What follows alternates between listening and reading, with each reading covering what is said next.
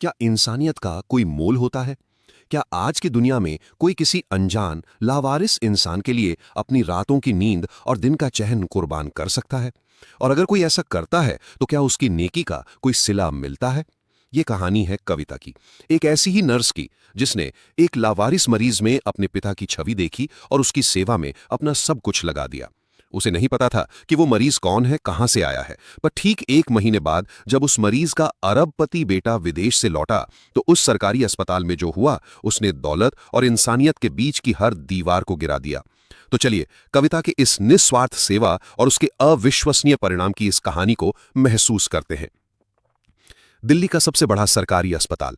यहाँ की हवा में दवाओं की गंध, मरीजों के कराहने की आवाजें और डॉक्टरों और नर्सों की भागदौड़ घुली रहती थी।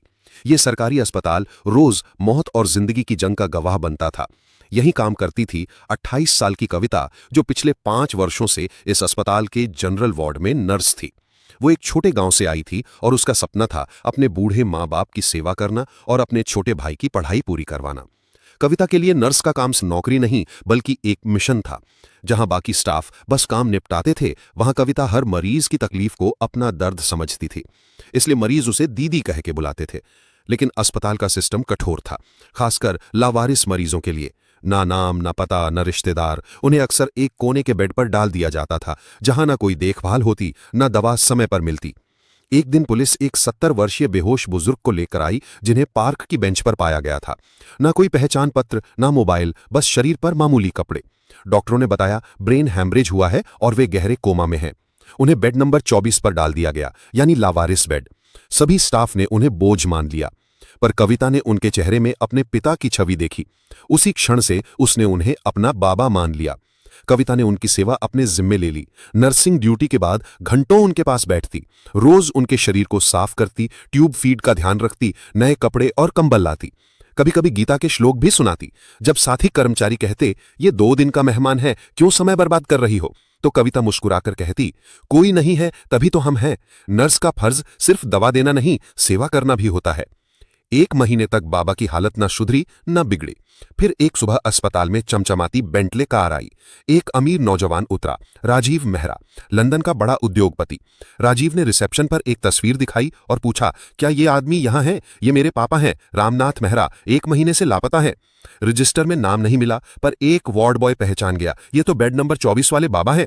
राजीव दौड़ता हुआ वार्ड में गया, जहां उसके पिता मशीनों से घिरे पड़े थे। पर सबसे बड़ा झटका उसे तब लगा जब उसने देखा कि एक नर्स पूरी आत्मीयता से उनके माथे को पहुंचते हुए कह रही थी, बाबा आज तो आप बिल्कुल अच्छे लग रहे हैं, मैंने आपके लिए ताजे फूल लाए हैं। राजीव स्तब्ध रह गया। जब उसे सच्चाई पता चली तो वो फूट फूट कर रो पड़ा।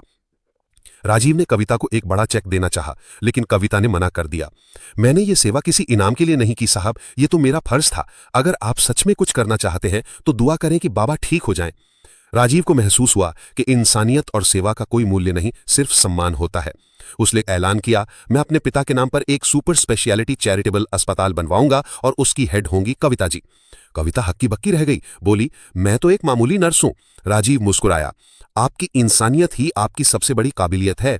निस्वार्थ भाव से की गई सेवा कभी बेकार नहीं जाती। ऊपर वाला आपकी नेकी को देख रहा होता है और वो सही समय पर सही तरीके से उसका फल जरूर देता है। इतना देता है कि आप कल्पना भी नहीं कर सकते। अगर कविता की इस कहानी ने आपके दिल में भी इंसानियत की एक छोटी सी लौ जलाई है, तो इस वीडियो को लाइक करें। कमेंट में बताएं कि आपको कविता के बारे में सबसे अच्छी बात क्या लगी।